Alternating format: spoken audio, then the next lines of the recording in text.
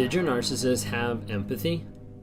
You see, majority of narcissists out there don't have any empathy, or they lack empathy, or they're not able to tap into empathy, because empathy would be acknowledging someone else's feelings, someone else's thoughts, someone else's emotions. And a narcissist, that would be very countercultural to how they want to live. Like, narcissism is based on my image, my control, and having to acknowledge that you have feelings and that you have emotions is, well, anti-narcissism. And so for a narcissist, empathy isn't a high on the list thing. It's not a thing that's up there that are like, oh, narcissist, let me get my empathy. Because it's not something they think about.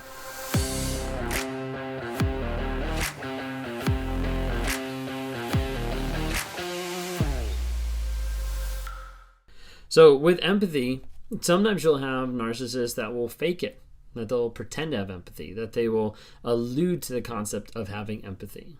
And oftentimes you see this early on in the beginning of the relationship when the narcissist is communicating to you past trauma and is communicating things that have happened in their life that have put them through whatever it might be, or that have hurt them or have made them how they are today. You'll see trauma that'll be brought up in the first date sometimes, or in the second date with a narcissist when they're saying like how they were abused as a kid, or how they were molested, or how different things had happened that had formed them to, be broken, or have all these things that have happened that have just really confused them or messed them up. And a lot of times they'll convey these stories, some real, some just completely false. They'll convey these stories to be able to contract empathy between two people. And when you start to hear everything they've been through, and you start to hear about their crazy exes or the people that did them wrong, you start to feel that empathy for them. You start to build a connection with another person, saying like, wow, like this person has been through a lot. Like this person is someone that I can help, I can reach out to, I can work to heal them in different areas. You see, for the narcissist, they come to the table knowing that they don't want to be vulnerable.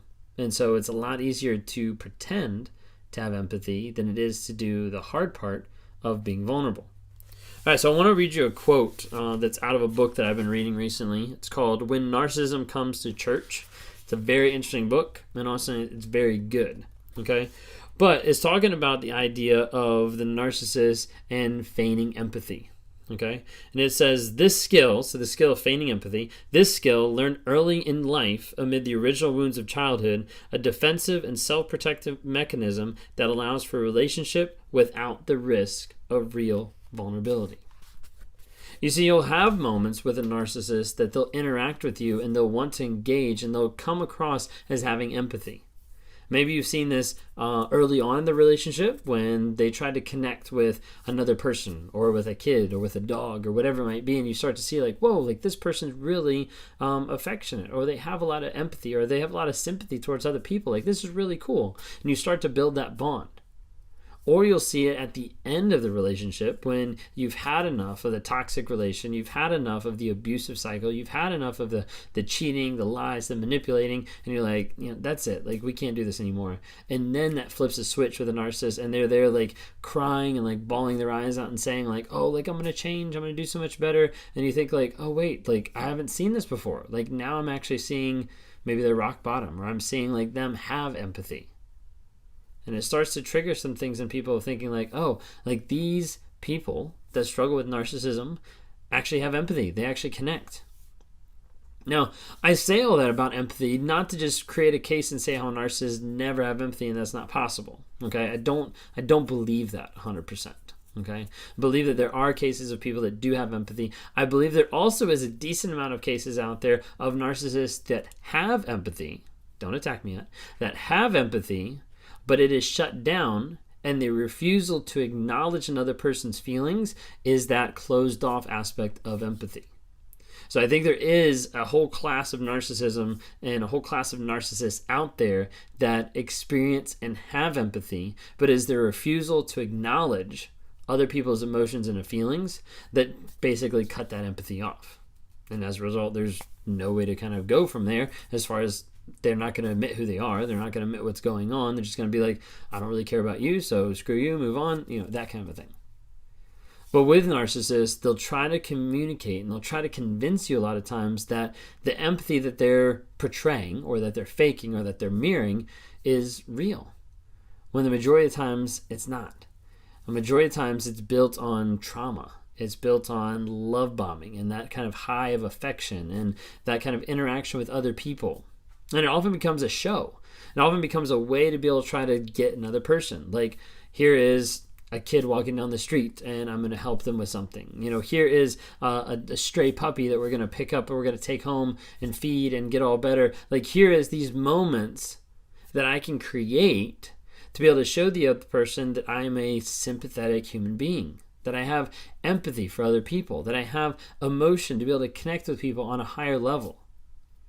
The majority of the time, that's not the case with a narcissist. They're just really just lying to you and gaslighting you and making you think that this is a reality when it's not.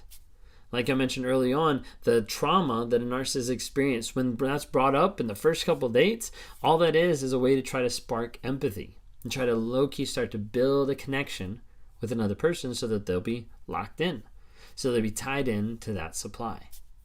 And you'll see this happen time and time again. If you were with a narcissist or a toxic person, what kind of empathy did they show? Maybe they just showed the tears at the end of the relationship. Maybe they just showed the hurt and the victim mentality when everything was crashing down. Maybe you saw the empathy at the beginning of the relationship and then quickly discovered that actually wasn't empathy because it was built on trauma or abuse or connection. But you get down the road and you realize, hey, I don't get that empathy anymore. Like, that person doesn't engage with me on that level. They hate my guts and make sure I know it. And you'll see empathy that'll come and go at times with a narcissist because it's a manipulative tool. And a lot of narcissists will use other people's empathy to their own advantage. The simple idea, there's been skits on it, that, you're broken up from your narcissist. Okay, how do we get back in? Well, let me go ahead and call them and tell them that so-and-so just died or so-and-so just had cancer and you really need to talk to someone right now. You really need a friend, and that person's a good friend that you know and you trust and all this kind of stuff. And all of a sudden you're like, let me feel for that person. You want to help them. They come over and all of a sudden, a month later, this person's now living back with you again, abusing you, hurting you, gaslighting, manipulating. And some of you that probably just listened to that were like, yeah, that wouldn't happen. They're real. They're real stories. Like, when I say illustrations on here, it's not like I'm just pulling them out of my hat. Like, these are people that I've talked to. These are people that I've done one-on-ones with and have engaged with them and seen everything that they've been through. And then come on here and say, like, hey, watch out for this. Because there'll be some people on here that'll be like, no, that doesn't happen. You might have the highest chance of it happening to if you believe that doesn't happen. Because it does. The craziness stuff out there does happen when you put a narcissist in with other people that their job is going to be to manipulate and control other people for their own means and for their own gains. And narcissists will try to pull whatever levers they can do to make that happen. Often using empathy. Often trying to connect on some type of level. Typically beginning, typically end. You don't see a ton of empathy spread out throughout the relationship. No, you see it mainly at the beginning with love bombing and mainly at the end with the relationship ending. And the narcissist will fight for it. And they'll try to show, like, please don't leave. Like, I don't want you to leave. They'll start to bring up different things. We've been through so much. Like, we've done so much. We've accomplished so much. Well, no, narcissists put you through so much. They put you through hell. And then they're trying to say, hey, that's a connecting point that we should stay together. Let's think about that again. If you're confused being with a person, if you're confused being with a narcissist, a toxic person, you're not sure what's going on, or you're out of the relationship and you're not sure how to break that bond, click on the link below and grab a time for us to be able to sit down and talk, to be able to help deal with the trauma bond that you've been put through, to have you understand and help process from a narcissist perspective of what's actually going on.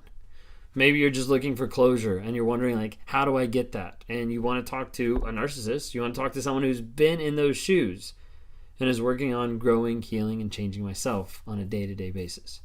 If you want to do that, click on the link below, the Calendly link for Raw Motivations. Would love to be able to set up a time to talk to you.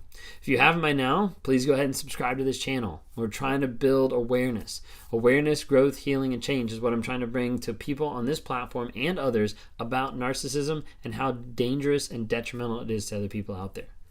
Join our app and our community, the NARC app, NARC, Narcissistic Abuse Recovery Community. Join that. Follow us on different social media, TikTok, Instagram, Facebook. Would love to have you be a part of it there. We go live typically like weekly, have different guests on to be able to interact and be able to show people like, hey, this is the trauma that people have been through. Then there is a way out. If you're interested in the trauma recovery course, that's coming up. We've got that in the bio as well. I've got trauma workshops coming up about every other week on Saturdays from 3 to 5. So check that out as well. That's on the scheduling tool as well. Would love to have you interact. Would love to be able to encourage you best that we can to be able to help promote healing, growth, and change in your lives. So subscribe, follow on those. Check us out on Spotify or Apple Podcasts as well. Thanks so much.